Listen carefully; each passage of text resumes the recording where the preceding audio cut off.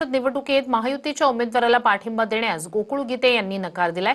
सामंत महाजन यांच्या भेटीनंतर गोकुळ गीते यांनी प्रतिक्रिया दिली। मतदारांचा कौल माझ्याकडे असल्यानेच पाठिंबा दिल्यास मतदारांचा घात होईल असं गोकुळ गीते यांनी म्हटलंय। त्यांनी अपक्ष अर्ज भरलाय।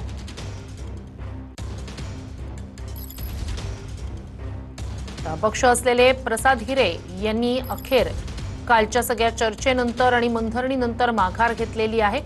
अर्ज माघारीचा दिवस जरी उलटून गेला असला तरी प्रत्यक्ष प्रचार न करणं आणि या सगळ्या प्रक्रियेत सहभागी न होणं अशा प्रकारे प्रसाद हिरे यांनी माघार घेतलेली आहे। दुसरीकडे गोकुळ गीते यांनी मात्र नकार दिलाय। गीतेंची माझी भेट झालेली आहे, सविस्तर बोलणं झालेलंही आहे। आता हा निर्णय होईल। निर्णय सकारात्मक आहे का नकारात्मक? सकारात्मक निर्णय होईल। गोकुळ गीते यांनी काही अटी ठेवल्या आहे का? कुठली अटी शर्त? त्याला काय अटी शर्त? त्याची कुठली अट शर्त नाहीये। ते म्हणतं फक्त मी निवडून येतो आहे, मला लोकांचा पाठिंबा आहे। पण मी सांगितलं महायुती आहे, आपल्याला असं करता येणार नाही आणि त्यामुळे मी त्यांना आता सांगितलेलं आहे काही करू तू त्याला माघार घ्यायची आहे। मला वाटतं ते सकारात्मक निर्णय घेतील। गोकुळ गीते कधीपर्यंत महायुतीच्या उमेदवाराला पाठिंबा देतील? तुम्हाला गुड न्यूज मिळेल।